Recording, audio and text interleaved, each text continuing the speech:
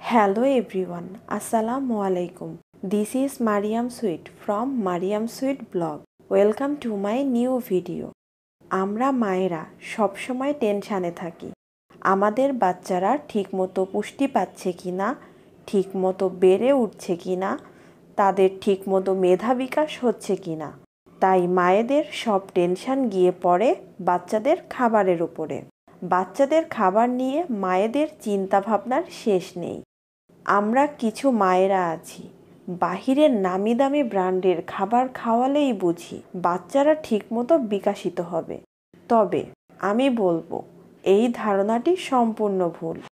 আমাদের হাতের কাছে এমন অনেক খাবার আছে যে খাবারগুলো বাচ্চাদের বেড়ে উঠতে এবং তাদের বিকাশের জন্য অনেক বড় ভূমিকা পালন করে।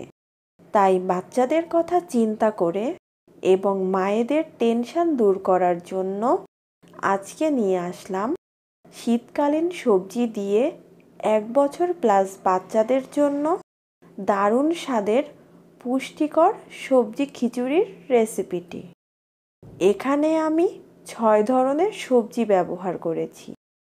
আপনারা চাইলে মাত্র 1 ধরনের কিংবা 2 ধরনের সবজি ব্যবহার করেও খিচুড়িটি রান্না করতে পারবেন। আর আপনারা আপনাদের পরিমাণ মতো সবজি ব্যবহার করবেন। এখানে আমি সবজির কোনো পরিমাণ বলছি না। এবার আমি 1 কাপ পরিমাণ চালের সাথে হাফ কাপ পরিমাণ মসুরের ডাল নিয়েছি। আপনারা চাইলে অন্য ডালও ব্যবহার করতে পারবেন। আমি যে পরিমাণ সবজি নিয়েছি তার সাথে 1 কাপ চাল আর হাফ কাপ পরিমাণ ডাল একদম ঠিক আছে। এবার চুলায় একটা প্যান বসিয়ে তাতে 1/3 কাপ পরিমাণ তেল দিয়ে দিলাম। এবার হাফ কাপ পরিমাণ পেঁয়াজ কুচি দিয়ে দিলাম। এবার আস্ত গরম মশলাগুলো দিয়ে দিলাম। ভালো করে নেড়ে চেড়ে নিব আর অপেক্ষা করব পেঁয়াজটা নরম হয়ে আসা পর্যন্ত। এই পর্যায়ে 1 টেবিল চামচ পরিমাণ আদা রসুন বাটা দিয়ে দিলাম। আদা রসুনটা ভালো করে ভেজে নিব যতক্ষণ পর্যন্ত না আদা রসুনের কাঁচা গন্ধটা যাচ্ছে। এবার কেটে রাখা সব সবজিগুলো দিয়ে দিব। সবজিগুলো ভালো করে নেড়েচেড়ে ভেজে নিব। এই পর্যায়ে সবজিগুলোতে সামান্য পরিমাণ লবণ দিয়ে দিলাম। সাথে হাফ চা চামচ পরিমাণ হলুদের গুঁড়া দিয়ে দিলাম।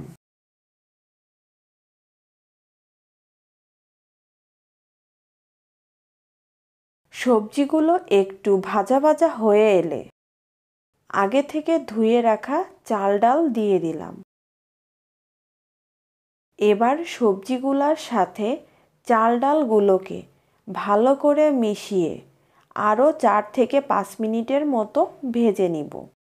এই পর্যায়ে সবজি এবং চাল ডালগুলো ভালো করে ভাজা হয়ে গেছে, কিন্তু সবজির কালার কিন্তু একটুও পরিবর্তন হয়নি।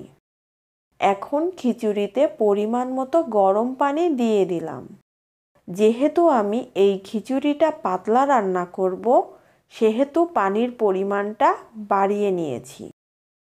আর আপনারা যদি ঘন রান্না করেন সেহেতু পানির পরিমাণটা কমিয়ে নেবেন। এবার ঢাকনাটা দিয়ে রান্না করব বলক আসা পর্যন্ত। দেখতে পাচ্ছেন এই পর্যায়ে বলক চলে এসেছে।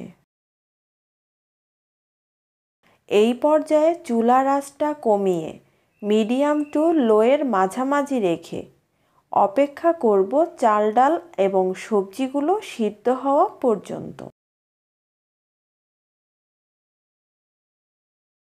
দেখতে পাচ্ছেন খিচুড়ির পানি অনেকটা কমে এসেছে আর চাল ডাল সবজি সবগুলো সিদ্ধ হয়ে গেছে।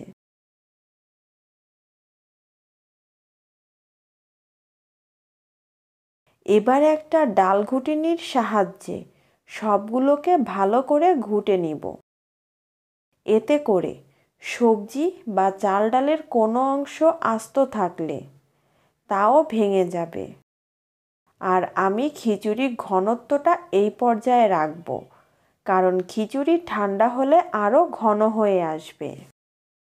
তৈরি হয়ে গেল 1 বছর প্লাস বাচ্চাদের জন্য শীতকালীন সবজি দিয়ে দারুণ স্বাদের পুষ্টিতে ভরপুর সবজি খিচুড়ি। আমার বাচ্চা এই খিচুড়িটা অনেক পছন্দ করে, তাই আজকে আপনাদের সাথেও শেয়ার করলাম। আশা করি আপনারাও এটি বাসায় ট্রাই করবেন আপনাদের বাচ্চার জন্য। এই রকম বাচ্চাদের পুষ্টিকর খাবারের রেসিপি দেখতে চাইলে কমেন্ট সেকশনে জানাতে ভুলবেন না। ভিডিওটি ভালো লেগে থাকলে প্লিজ আমার চ্যানেলটি সাবস্ক্রাইব করে দিবেন আর পাশে থাকা বেল আইকনটি অন করে রাখবেন। যখন আমি নতুন কোনো ভিডিও আপলোড করব, সবার আগে নোটিফিকেশন পৌঁছে যাবে আপনাদের কাছে। আজ এই পর্যন্ত, দেখা হবে নতুন কোনো ভিডিওতে। ততক্ষণ পর্যন্ত সবাই ভালো থাকবেন। আল্লাহ হাফেজ।